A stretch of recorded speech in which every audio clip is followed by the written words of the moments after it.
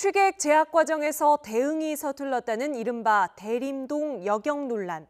동영상과 함께 일파만파 번지면서 여경 무용론까지 나왔습니다. 이 논란의 본질은 무엇일까요? 전문가들은 무분별한 성대결적 논쟁보다는 경찰에게 주어진 대응 권한이 적절한지부터 들여다볼 필요가 있다고 지적합니다. 박광열 기자가 보도합니다. 사건은 지난 13일 밤 발생했습니다. 경찰의 뺨까지 때리며 저항하는 취객을 제압하면서 시민에게 도움을 요청하는 등 여경의 대응이 미숙했다는 겁니다. 남자분 하나 나왔어. 빨리 나와. 빨리. 남자분 나오시죠. 빨리. 채워요? 채우세요. 빨리 채우세요.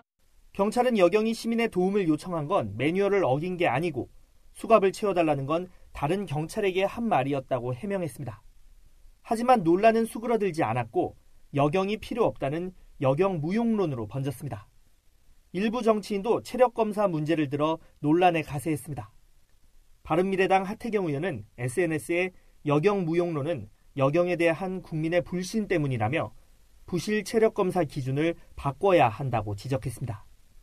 하지만 전문가들의 의견은 다릅니다.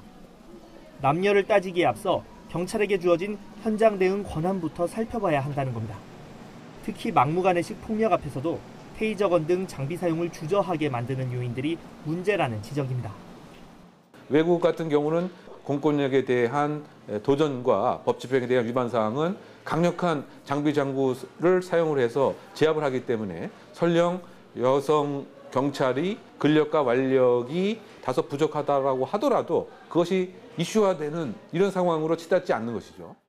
경찰 업무와 관련해서도 체력 이외의 평가 기준도 많다며 소모적인 논쟁의 확대를 경계했습니다. 꼭 물리력, 체력이 압도적인 우위에 있는 사람들만이 종사하는 그런 업무는 또 아니지 않습니까? 과거보다도 오히려 물리적인 힘을 쓰는 쪽에서 경제범이라든가 아니면 또 여성 청소년에 관한 범죄라든가.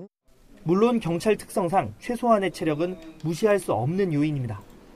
여경 15% 시대를 앞두고 남경은 현장, 여경은 내근이라는 목소리가 나오지 않게 조정하고 시험 승진 등 현장 경찰이 불리한 문제도 해결해야 합니다.